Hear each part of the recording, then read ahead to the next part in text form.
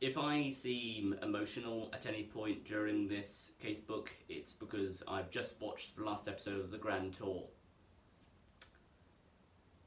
So, if you know, you know. Also, shout out to Robert Cook, who's just started watching my videos. Anyway, greetings! So today I'm going to be talking about my first 2 sessions of Animation 102.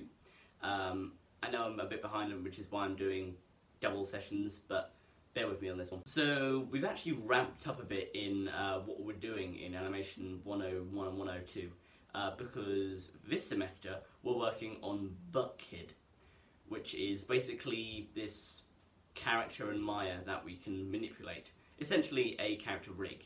So we can make it move, we can make it dance, whatever. Just a character template that we can muck about with and have fun with. Now with this comes good news and bad news. The good news is that it's really simple to operate.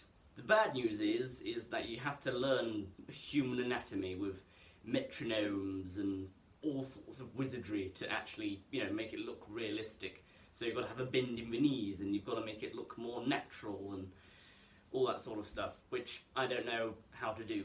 So for the first task of the first session, we were given a list of different emotions and then told to put them into poses for Buckid. We had to choose 5, and there's a list of about a dozen, and so this is what I came up with. So the first one is joyful, and my comments from my tutor from this one are, it looks a little bit too static. I could have moved the legs, made them uneven, which I purposely made them even. I'm not sure why I did, but they are, basically.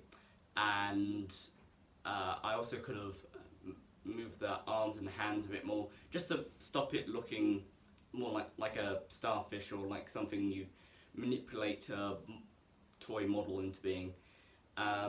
My next one is shy. This one actually was a lot better. One of the main comments for all of my poses was that the feet stay straight, and it would have been better just to angle them out of it, because that just adds a little bit more. And the golden rule basically with all these characters is to lower the pelvis so that the knees bend slightly, and then put the feet at a slight degree angle, because no one stands perfectly straight with perfectly straight feet. So next is seeing UFO.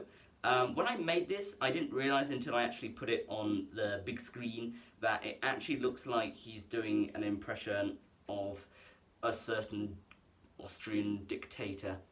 But I'm altogether pretty proud of this. Again, very straight arms, etc. So it's not really that natural. Seeing a ghost, that was also a bit, I had to do screenshot, which is what these are, and so the angle I was showing it from was a little bit weird, and thus the leg is perfectly straight behind him, which I realise is a bad idea. And again, the arms are also a bit up in the air. It actually looks very similar to Joyful, which is not the effect I was going for, so there's the improvement for that. And finally, shocked. It's a little bit difficult to tell what it is. I wanted to get sort of, in the scenes like the genie in Aladdin where his drawer literally drops a couple of times in that movie. I wanted to kind of recreate that, so the sort of weak-kneed, floppy-armed, limp, just wow sort of gaze. But there we go.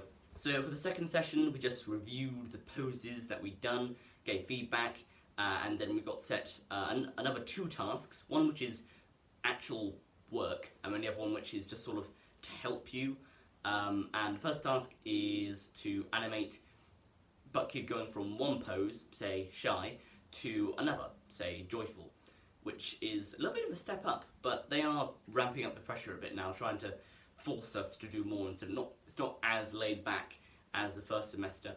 And then the second task, which isn't compulsory but is sort of, you should be doing this, is animating 2 cubes which move like feet. So there's one moves and then another moves, and then one moves and another moves. And that's just sort of mapping feet a bit, and that's going to really help with Buckid in the future when we make him walk, essentially. If I may use a cupcake metaphor, I'd say it's a pretty meaty cupcake. Like the meat trifle in Friends, it's very thick and dense, and it takes you a while to get through, but once you have, it's really fulfilling because you know you've done a good job. And whilst there might be a slight couple of errors with it, it's still pretty good. See you next time for the making of. Bye!